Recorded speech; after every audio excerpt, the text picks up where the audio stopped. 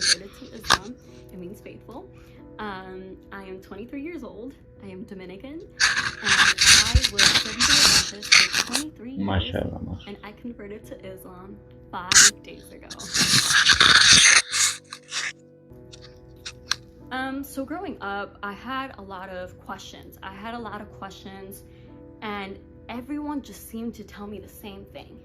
You gotta have faith. I was like, I have faith. Still doesn't answer my question, you know? Like, I understand that some things, like, yes, God's the only one who can answer them. But it was a lot of things, you know, that I had questions about. Also, growing up in a Seventh-day Adventist Hispanic household, it was very difficult to look outside of our religion. Not to mention that the town where I grew up was mostly Seventh-day Adventist. So I didn't really know about other religions besides, like, you know, there's Christianity, Catholics, stuff like that, because that's what you mostly see, especially where I grew up. So I didn't even know anything about Islam. So the way that I heard about Islam was during this Ramadan.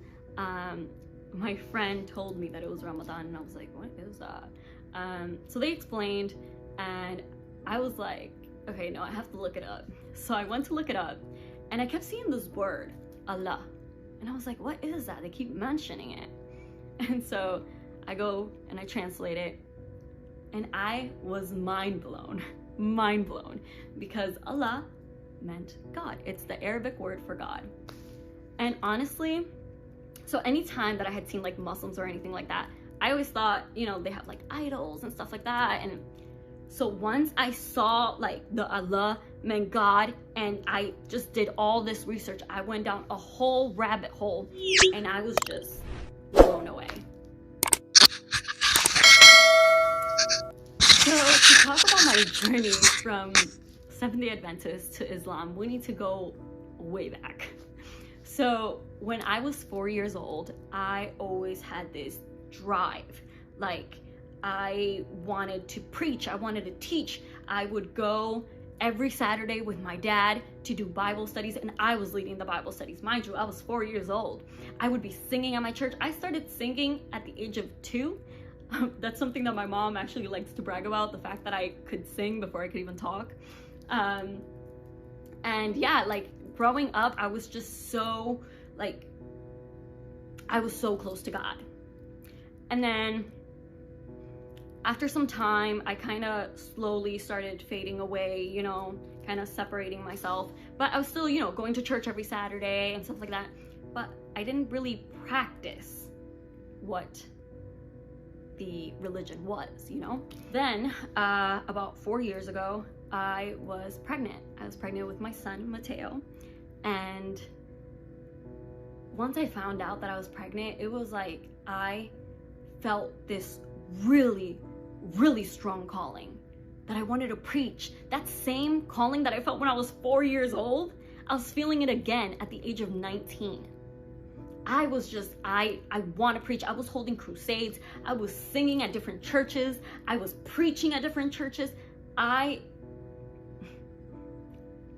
just felt like I had this fire inside of me that it was like, preach God's word, you know? But unfortunately, 3 months after my son was born, he passed away. He passed away from SIDS, which is where they forget how to breathe while they're sleeping. And I lost that fire that I had in me. It was like somebody threw water on and just put it out. There was no little flame. There was no, completely fire out.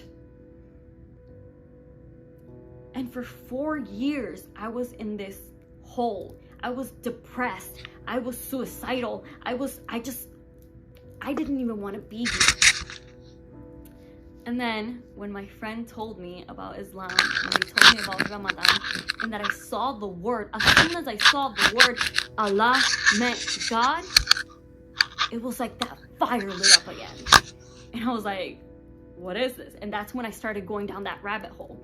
I was like, okay, I need to know more about it. Why am I feeling this way? And I did so much research. I was going crazy. I would get up and I was studying Islam. I would go to sleep studying Islam. I would wake up in the middle of the night and I would be studying Islam. I couldn't stop until 5 days ago when I decided, okay, no, I need to do this. And what's funny is I had texted this imam and he was like, oh yeah, like, you know, we should meet. And we were gonna meet on a Saturday. And I woke up on Tuesday and I was like, I can't wait till Saturday. Like, something in me was just like, get up. You have to go and you're doing it now. So I was like, I need to go do it. I texted this man at like 5 o'clock in the morning. Like, I want to do my Shahada today. Like, I had to. So my family was my biggest concern because my parents have always been so into their religion, into their faith. And my dad growing up, he didn't even want me to visit other churches. And even as an adult, like once I passed 18, my dad would still be calling me, you know, you coming to church? You coming to church? So there I was going to church. So I was very worried about how they were going to react. But I started praying. As soon as I was like, okay, I need to do this, I started praying. I had friends praying for me. I had a whole group on Facebook of Muslim women praying for me. Before I went to my mom's house, I prayed. I was like, Lord, you're the one that's doing all this. I don't even know how I got here, but you're the one doing all of this. So let this go well, please.